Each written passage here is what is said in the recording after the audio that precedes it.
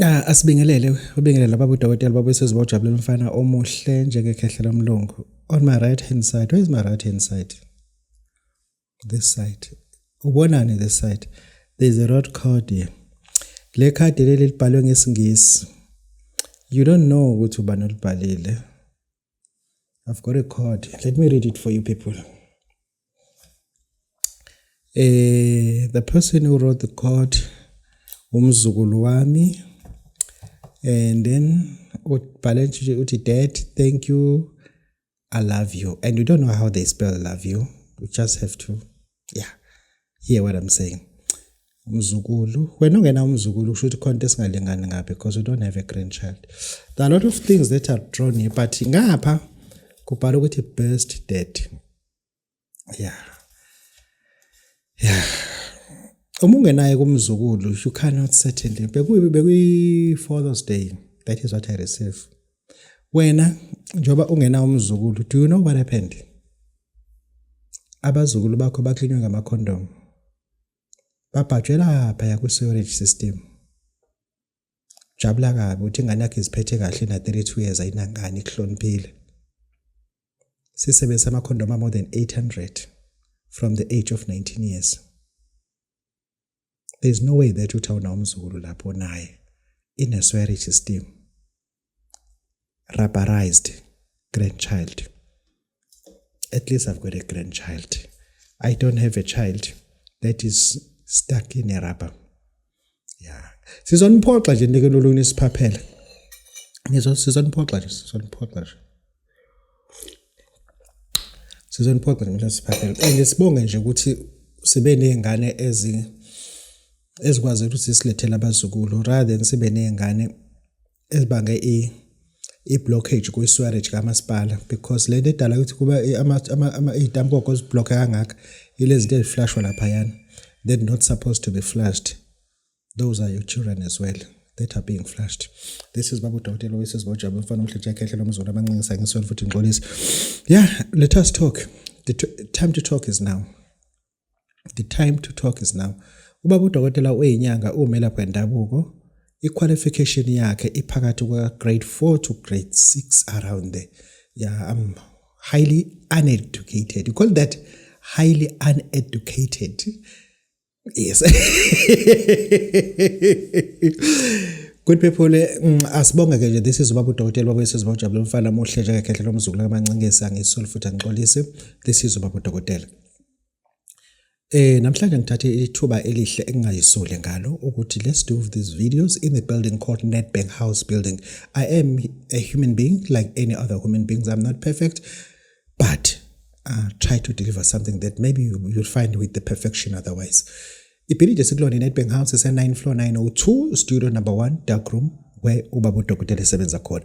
Namhlanje sine topic ethi isigubhu samawele, but I need to give you an info, an update about things that are going to happen.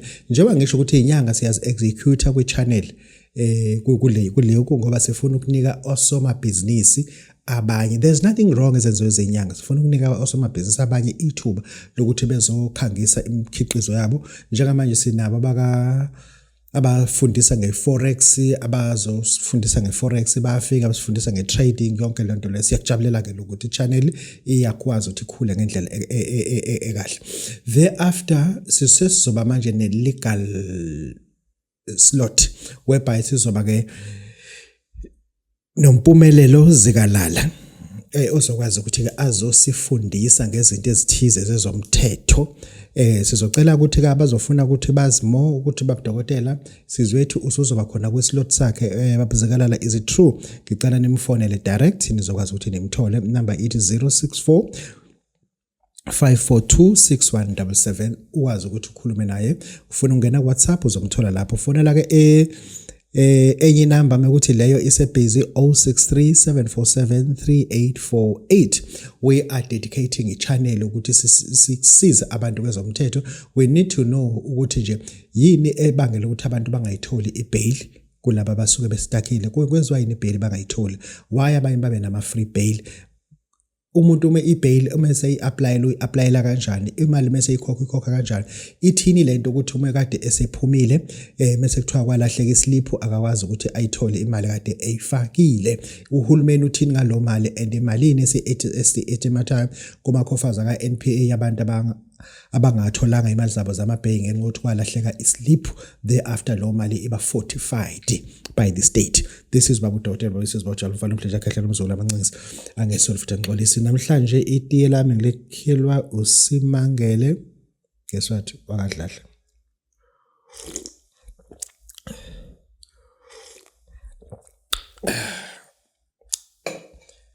Itiye lami ngilekhelwa uSimangele wakadlala. Nginento engifuna ukuthi ke siyikhulume lana. Ungangizwa kabi but ezinye izinto ufuna sizikhulume njengoba zinjalo.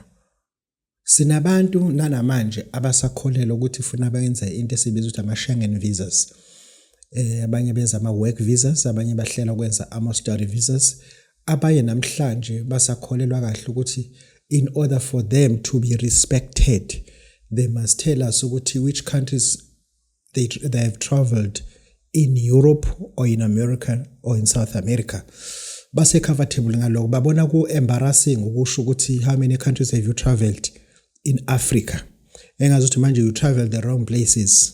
Yabo, if you traveled uyazi abelungu abayona into ecabanga ukuthi siyona, and siyazibuza kubantu abamnyama basese Europe njengamanje ukuthi bazibona bekwesiphi isigaba nabelungu. Abelungu are they willing ukuthi babanike i-citizenship? Are they willing ukuthi babanike citizenship? Even that they are not committing any crime, but due to your document deficiencies, abelungu are they willing to throw you out? Ezinye izinto asingazithathi light as if it is light ngalo ndlela. Ake sibuke izwe lase-Ireland, what they did to South Africans. Angikhulumela abanye abantu South Africans who were there with their families, who were there with their kids, who were there with their children, who were there with their husbands. Lela lizwe leliyana alone into elenzile ibe rude ngendlela esimanga. Abantu base South Africa ama-document abo kade ngasekho compliant ne-immigration laws yakhona. We are looking at 42 if the numbers are correct. 42 South Africans landed at OR airport in the middle of the evening.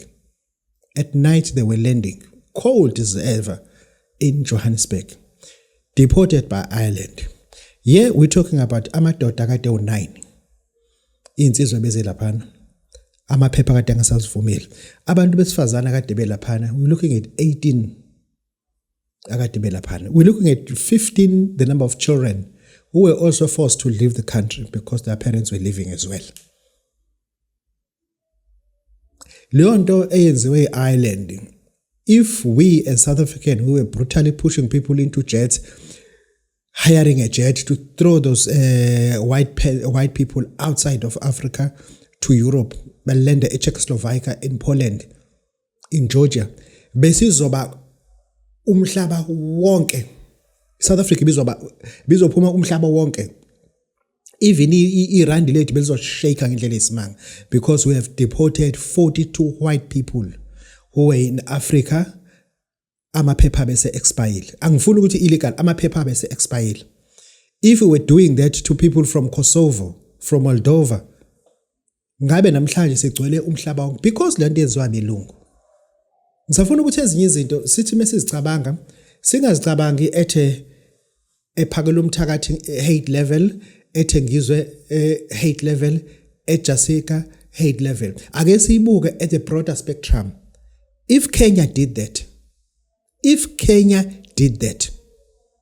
believe you me, people from Graceway in Kenya illegally, amaphepha ngasa compliant, iKenya iba deport, bonke balayishe ebhanoyini ebusuku baxoxe bahamba. Ngabe namhlanje Kenya igcwele yonke indawo.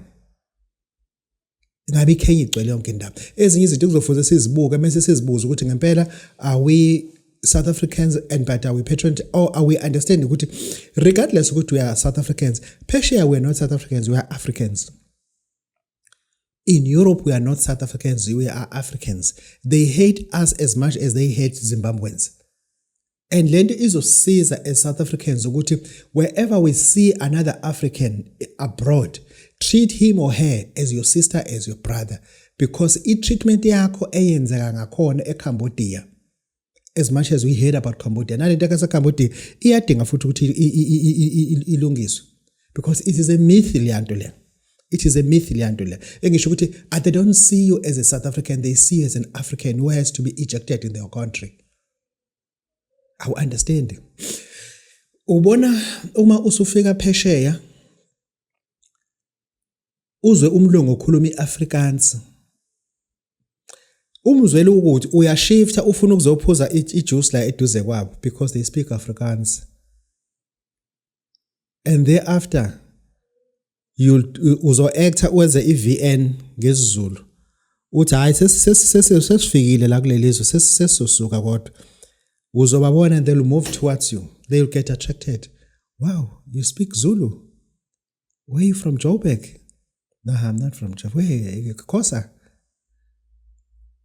Because abakwazi ukuhlukanisa wena ukhuluma isiZulu kumlungu isiZulu nesixhosa nesindebele nesiswati into eyodwa kumlungu yonke lento akazi noma uxhosa noma yini, simple as that. Then they come to you because you are one of them. You are one of them. Engisho ake sibuke le yanto le. Okay, ake ngithi into lase Cambodia.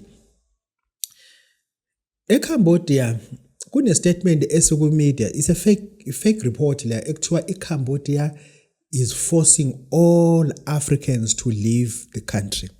It is not like that. It is illegal to do that because them as well, they cannot violate international law.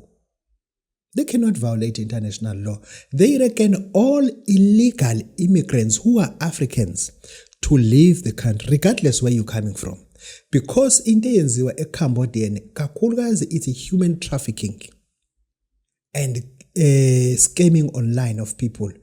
They use Cambodian is a heaven of criminals. If you want, because they are good in VPN signal.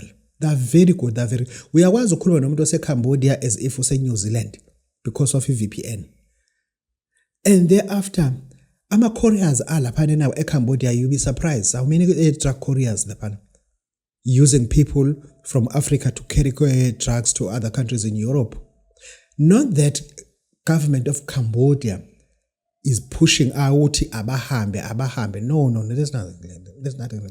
They said all Africans who have retired their documents, they must leave the country. They must leave the country. And then that's way they're living. They're living. Okay, I'm attacking especially abantu bakithi laba esinabo phesheya kwezilwandle ukuthi you guys, you just don't understand. You left this country, so-called South Africa, because South Africa is bad. But you are now in China, in Vietnam, in Georgia. Do you know ukuthi in Serbia, i-dollar exchange or i-rand exchange yethu nabo is how much? Njengoba there is jobs in Serbia, lot of trucking, cleaning, construction, what. There are a lot of jobs in Serbia compared to UK. There's no doubt about that. There's a lot of jobs. It's just that a person from UK can never work in Serbia. Can never work in Serbia. No ways. Okay, coming to Abu Dhabi. People who are leaving Zimbabwe, Zambia, go to work in Serbia. And they are welcome because it's good for them. Tanzania, it's good for them. It's bad for a South African to leave this country and go work in Serbia. The reason why? Our rand exchange is too low. It is 16 cents per rand. Will you leave this country and go working overseas for 16 cents on an exchange rate? No, you cannot do that. That you cannot do. Drivers in Georgia, in Serbia, not just Georgia, in Serbia, not Siberia, Serbia. Siberia is in Russia. You people like, no. In Serbia, code 14 drivers, they earn 650 euros. Count it on your own. Construction workers and other factory workers, for a foreigner, they pay them 500 euros. You want to leave the country for that? You'll be sick. you'll be sick. You wanna work in China? China, kumina, China iyafana neBhambayi. China nje kumina. At my standard and understanding, China kumina iyafana neAlexandra, China.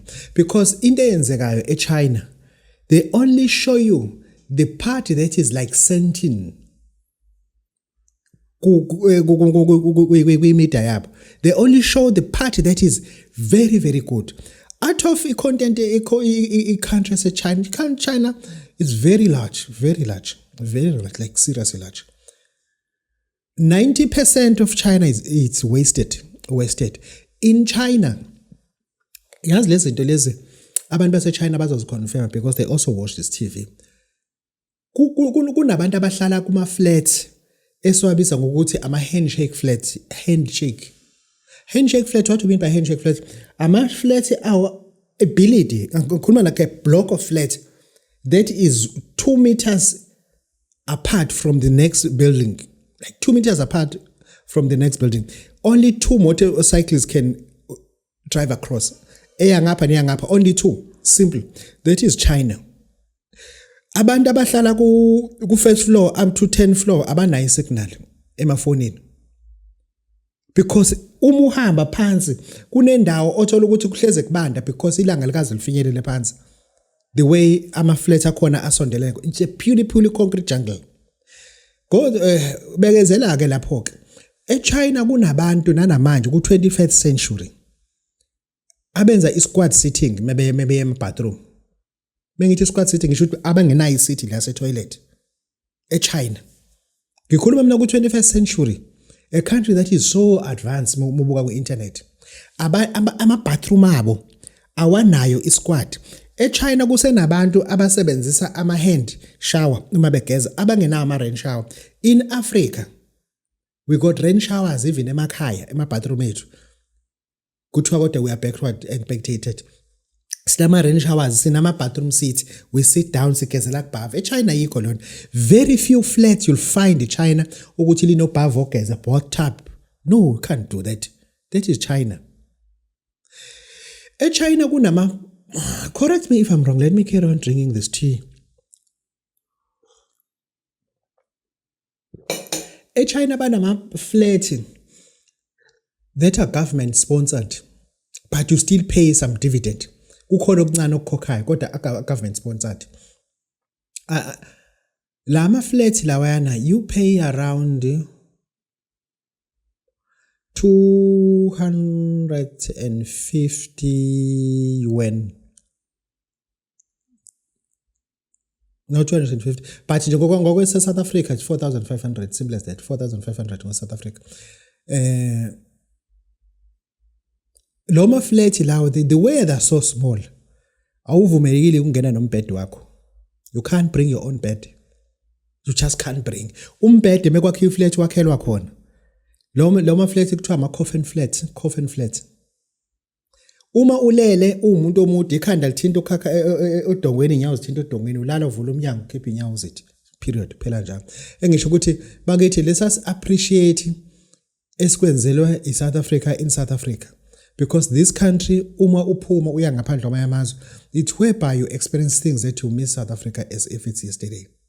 You start to miss South Africa as if it's... Engisho ukuthi kunezinto ngempela ekufuna ukuthi sizi appreciate njengabantu abaningi abayi appreciate into thile into isisukile esandleni sakho imanxe appreciate. Let's see if you can appreciate what we've got. If we cannot appreciate it, then we must tell God what are we going to appreciate, because lokho uNkulunkulu asinike kona thina asik-appreciate. Ake singenene emsebenzini wedlozi. Bengifuna ukunivezela nje ukuthi asazi ukuthi bakithi as-appreciate izwe lethu. As-appreciate izwe lethu ukuthi nje at least yabona even bafana kuyomanje yenze kahle kade ihlala ne South Korea isifakile emephini, but we are not expecting ukuthi South Africa ibuye necup, but at least lapha we must appreciate that as well.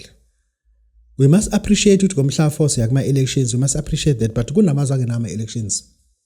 Kunamazwe angenama elections, yonke into yakho nenziwa ngenduku. kunamazwe angenawo lama elections but uthina must appreciate constitution ukuthi it allows us ukuthi sibe nama elections. Kunabantu abangenawo amalungelo okumasha abadutshulwa amasosha mabemasha, but we do have that right according to constitution ukuthi we can march and siveze unganeliseki kwethu ngento ezithize, but amasosha awa intervene to shoot people, but in other countries in Africa you can't do that. Mangaka amamasha sokwabona eBurkina Faso, mangaki kuthiwa kunemasha eBurkina Faso against the state, asikwenzi kahle lokho, ngeke uzuyibone lonto leyo. eMali ngeke uzuyibone lonto leyo, eLibya ngeke uzuyibone lonto leyo. We must appreciate sinendawo eningayazi, ngizofuna niyazi kodwa namhlanje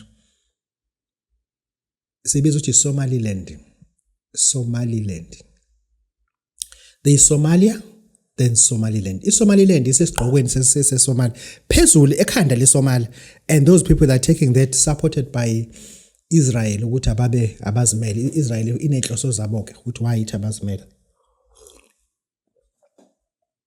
Yes, this is Babu Dotto, this is Bajana Mfana Mshesha Khehle Msolo abancasa ngisolo ukuthi ya ngifuna ke sikhulume ngomqaqo sesiduleni. Ngifuna ke sikhulume ngomqaqi wasesiduleni. Bese sikhuluma ke ngomuntu esobethi uthi umhladlozi wemali.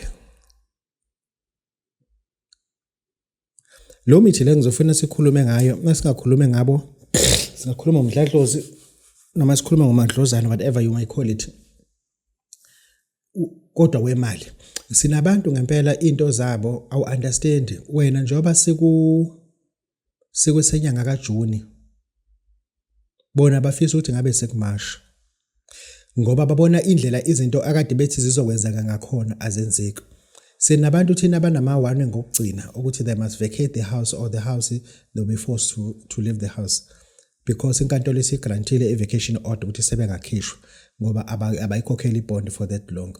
Sinabantu thina abanethemba lokugcina ukuthi uma ngathiwa lento ayenzeki, le model lena athutha ngayo staff sengane ekuyiyona kuphela empilisayo, that person will be on the street.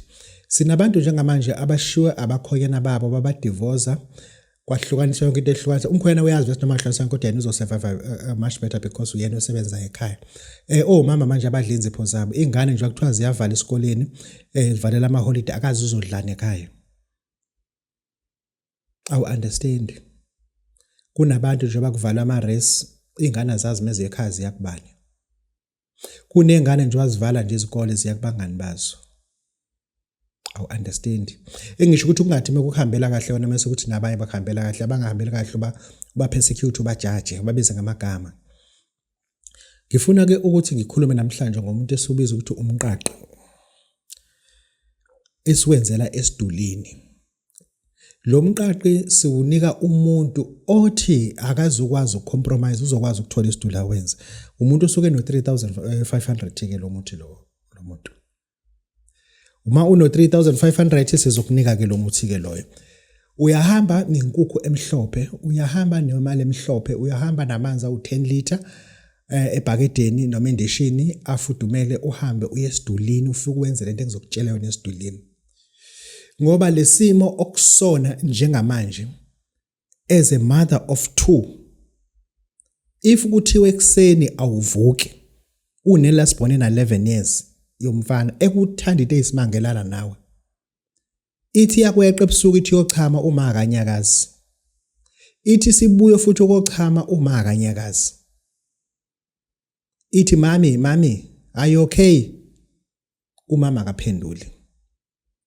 Ingane ngoba phela ingane ivesana iqhubeka izumeke, iyaphaphama futhi umama futhi akanyakazi, umama useyabantu seqinile, ingane siyasinda kamama.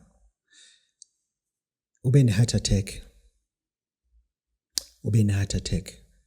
because ubona umhlaba ukuthi uyacollapse phambi kwakho. Uma lona ona 11 years ephuma ekamereni lakho eyovusa lona osemdala ngoba unengane ulala yedwa, ethi uma lapha nakanyakazi, athi akanyakazi noma umnyazi selana, awungiyeke ufune isicefe wena, ungivusela lokho nje, imiyeke futhi ingane. Mase ngene ikholi, ufonelwa udadewenu uthi ufuna ukuzwa ukuthi kade kuzama ukufonela uphendule ngani ucinge mase kufonelwa lo ntombazane ke omdala konengane kuthi hayi busisa kade ngimfona usisa akaliphendule hayi nami ungitshelile njena ucebo lakhe wathi akaphendulwe ngimazi ukuthi walala esikhathi sakhe ngomvuzo ithi yamfica emakhaleni uphuma amafinyela negazi iyamfica emakhaleni uphuma amafinyela negazi ithi yasondela emlimini kuphuma impukane iziphuma ziyangena ziyahlehla sezizwe into eqala ukunakana iphuma la endlini ayitshela umunye umuntu phuma isiyakhala kuza lokwaye kuncane kuna 3 years kushiya eminyango mami why you screaming omakhelwane bayafika umama ushonile and akashona ngishona ngabo 10 ebusuku you don't want to happen to you sifuna ukuthi sikulekelele ngokuthi kunike umqaqi lento ekubophile kunalento binding spirit kuwena kunalento binding spirit le binding spirit awukwazi ukwenza izinto ikubambile sifuna ukuthi sikunike umqaqi uhambe uyobheka isiduli ufike esidulini uwenze lento engizokutshela yona uma usuyageza phezulu kwalesiduli uma usugezele esidulini ubuyele ekhaya ke manje ke ubuyele ekhaya ke manje nake ufike ekhaya uyalala kakusasa futhi uyalala uma usulala uma usuthatha umuthi esibiza ukuthi umadlozana noma umdladlozi thatha umadlozana wakho ufake emanzini afudumele uma usuyawuphehla utshele ukuthi leli sonto lela lingapheli la ekhaya ngizophuma le moto ayizodliwa phehla uma usuyaqeda uyageza hayi zizogezeka izinto bazobuya bezokutshela exact abantu basekhaya ukuthi kunakele kuphi mase beyimise ke leyo nto ekuyiyona ecinize ngoba siyabona ukuthi abantu akwenzeki siyabona ukuthi abantu akwenzeki abantu bayakuzama abakuzamayo kodwa hayi babodwana ngaleso sikhathi ke thina sifuna ukuthi sibanike ke umdladlozi nge1000 loyo geza ngabe esidulini is 3500 total is 4500 uyathwala yini la the answer is no pho ngenzani babudokotela ngisusa lento ekubambile ingasithi umqaqi wasesidulini u3500 umqaqi wasesidulini sikunika wona ngo3500 sithi hamba ke uyoyisebenza ke ubuya ke lapho usugeza ngani manje ke ngomdladlozi kodwa umdladlozi lona oqonene nemali kuphela umadlozana lona oqonene nemali kuphela hayi ukuthi wenze into usenza nje umadlozana uyawutshela ukuthi into esiyifunayo la ekhaya sifuna imali sifuna ukusebenza sifuna imoto madlozana sicela imali madlozana sicela impumelelo madlozana akwenze umadlozana uzokunika lento othi uyayifuna ukunika lento othi uyayifuna this is babu Dodi bayisozojabulile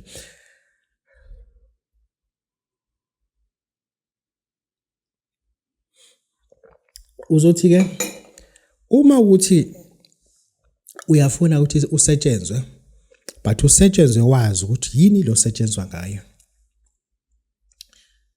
sikunika umadlozana but awazi ukuthi why umadlozana unamandla ngakho why usebenza lo muthi osesidulini why ubize kangaka asihambe sekumadlozana umadlozana kungene isikhumba esiphelele senhloli kwangena isikhumba esiphelele segogo sibuye siya kumqaqo wasesidulini kungene ithambo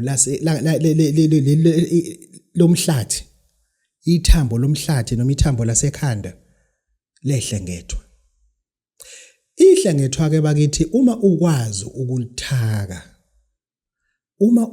ukulithaka udinga ithambo leli laseqolo lomhlane lehlengethwa uma usuyalakha lethambo leli uma usufaka indonya kuleli thambo leli uyigayile into ufaka indonya ufaka amasethole ufake ikhokhela ufaka unginakile ukhanda into yokuphumelelisa umuntu ngethambo lehlengethwa laseqolo la ihlengethwa. Lo muntu uzomenza lento athi uyayifuna emhlabeni akathwali kodwa.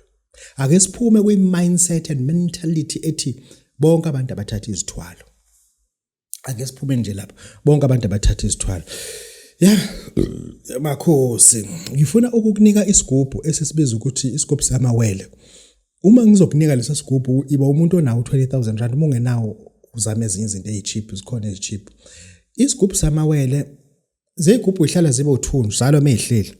Uma ngakha lesi ngiyasitshela lesi uthi uyahamba udadewenu usebenzela umsebenzi wokuthi bese ngiphinda ngakhe esinye ngisakha ngalesi esinye. Lesigubhu lesi ke sisinika umuntu othi babudokotela ngiyafuna ukusenza ngewele, iwele alizongihlupha yini, iwele alizokuhlupha. Sekuzothi ke imithi efakwe la eweleni sekuyahluka ke lapho kusuke kuumuntu othi babudokotela nginento engiyithargethile, ngifuna nje ngisebenza la eMpala mine, ngilana Anglo mine, ngifuna ukushiya la, ngifuna ukuqala into ukuthi ngizokunika ke lesigubhu bese ngikunika ke nomuthi ohambisana naso ofuna ugeze ngawo.